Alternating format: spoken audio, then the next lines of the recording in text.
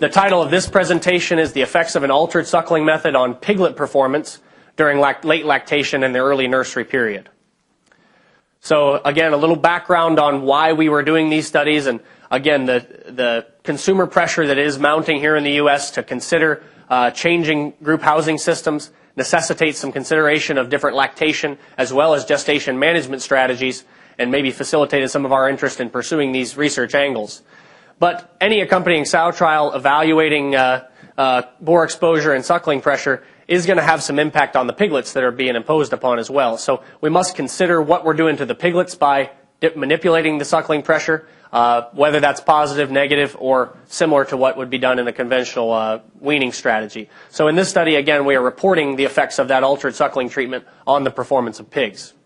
I talked briefly about the two strategies which have been used to reduce the suckling stimulus. Those are split weaning and litter separation, and those were both included in this first study, a combination of the two, whereas those separated pigs were managed by moving them to another sow. But in this trial, we combined the two into a novel presentation, which hadn't been done previously, to see if we could also benefit the performance of that lightweight pig by giving it continuous access to a sow, or really two sows, to see if that might benefit their weight performance. Obviously, many of you in the audience understand the negative consequences of lightweight pigs, finishing those out to market. A study by Fix and others described that as having a negative effect on pig quality and the ability to reach full value at market. Obviously, that's usually attributed to reduced average daily gain and feed intake in those lightweight pigs. And ultimately, that ends up in greater variation in your finishing pig performance and a wider marketing window. So the opportunity to potentially reduce variation or narrow up that marketing window has some major economic impact and is an area of research that a lot of people are targeting at this point.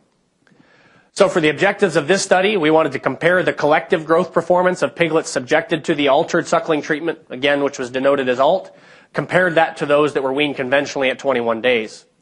We also wanted to break out the subgroups within the group of ALT pigs to look at how the heavyweight split wean pigs responded to that earlier weaning stress, as opposed to those pigs which were allowed to suckle until 25 days, at which time they were weaned, and then again compare those to the control group, which their lightweight and heavyweight respective pigs that were weaned on 21 days.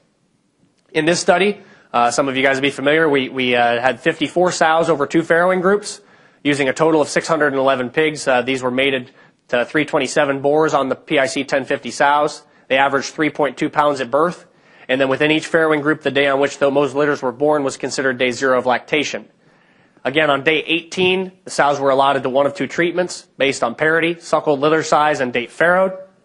And those included both the control and altered suckling regimen. Those sows were placed in adjacent pairs, and all but the 5 lightest weight pigs per litter were weaned and moved to the nursery on day 18. Those lightweight pigs were then combined to form a new lightweight litter of 10 pigs, which were rotationally suckled between those paired sows by lifting the dividers at 12-hour intervals. And these procedures were again approved by K-State's Institutional Animal Care and Use Committee. Again, just a schematic of the altered suckling treatment, identifying the heavyweight and lightweight pigs at day 18. We chose to leave 5 on. There's been some research done using different numbers of pigs at weaning. For this study, again, trying to figure out the likelihood of these sows to express estrus, we just left the lightest weight 5 pigs on. Those heavyweight pigs were moved to the nursery on day 18. Lightweight pigs paired between adjacent sows in the farrowing house, and then rotated at 12-hour intervals for 7 days to allow the lightweight pigs to have 24 hours of suckling access, whereas the sows were only nursed for 12 hours, again, trying to stimulate them to come into estrus. At weaning, those pigs were randomly allotted to nursery pens with 7 pigs per pen within their weaning age group. So the split wean pigs were weaned on day 18 and penned with other split wean pigs. The control pigs, which were weaned on day 21, were only penned with other control pigs. But as opposed to the alternate suckling treatment, we paired the heavy and lightweight pigs together, which would be more indicative of what would be done in a commercial situation. And the rotationally suckled pigs then weaned 3.5 days later on day 25 were penned together as well in the nursery. Each nursery pen contained a 4-hole dry self-feeder and nipple water, and feed and water was provided ad libitum throughout the experiment. These pigs were all fed the same feed budget, which consisted of 4 pounds per pig of phase 1, followed by phase 2 until the end of the experiment, which was concluded at day 32 post-farrowing. And pigs were weighed individually at birth as well as at 3.5 day intervals from day 18 until day 32 when we had to end the experiment due to some other trials that were booked behind us. All experimental data in this study were analyzed using the mixed procedure of SAS, with pig as the experimental unit and both nursery pen and fairwing group included as random effects in the model. And we can calculate least squares means for each independent variable, and treatments were separated using pre-planned contrast statements. Again, significance and tendencies were set at p less than 0.05 or p less than 0.10. Looking at gain from day 18 to day 32 for pig body weight along the vertical axis. On this slide, we just have the overall groups of control pigs compared to alt treatments. This is what was in the table on the last presentation, but here in a bit more visually friendly diagram. You can see that overall there was no difference in total gain between alt and control groups. However, although those pigs started the same at day 18, on the afternoon of day 21 when we weighed those pigs, the control pigs were significantly heavier than alt treatments, which might be attributed to the fact that back here on day 18, we weaned the split wean pigs. They had already experienced a good chunk of their post-weaning growth check, and as a result, the collective average was lighter weight for those pigs as compared to controls. Whereas you can see then those controls experienced their post-weaning growth check, but ultimately, at least at day 32, we had no difference in overall growth performance between treatments.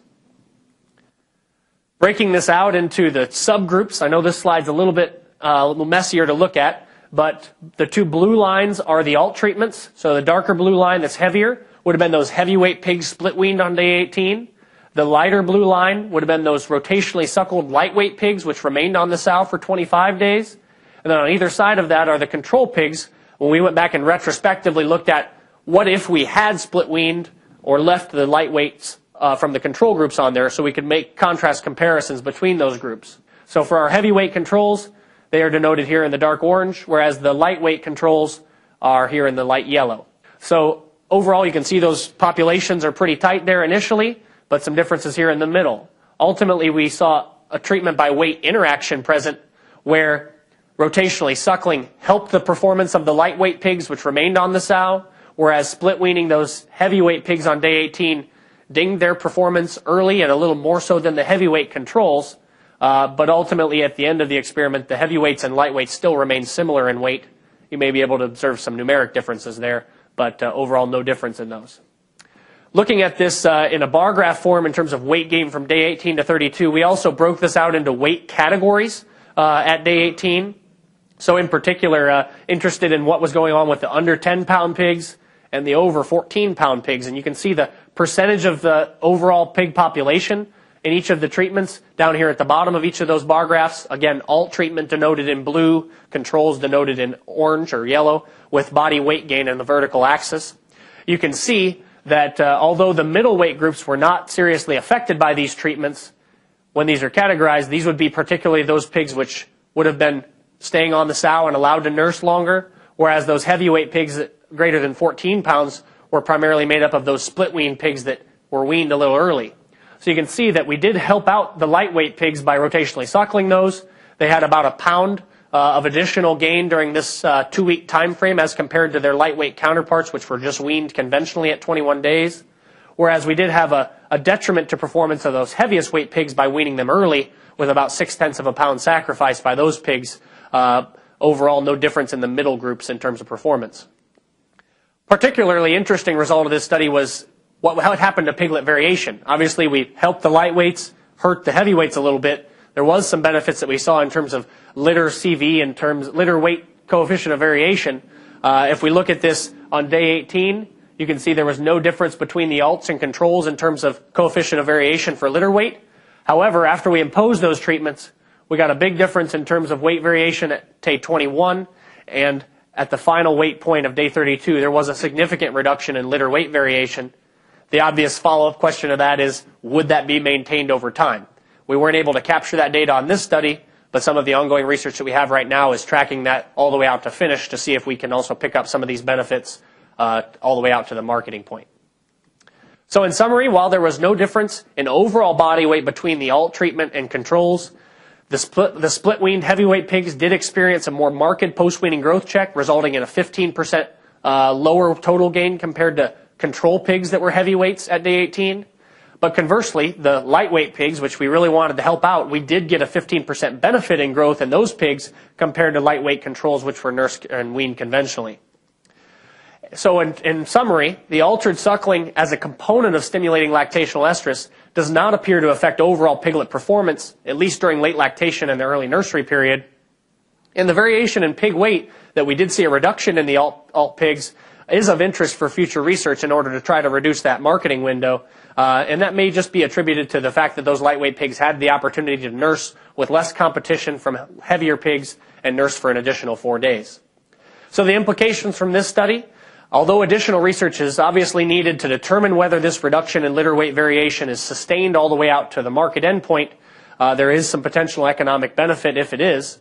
And alongside that, I talked about my follow-up research. We're doing some different things in terms of manipulating how those pigs are suckling to get the sow to come into heat. We need to keep in mind that any additional lactational estrus strategies need to keep the piglet in mind. Doesn't matter if we're getting the sow in heat. If we're really damaging piglet performance, there's not a viable option there either. So making sure we include that in any of these research studies is an important thing to follow through on.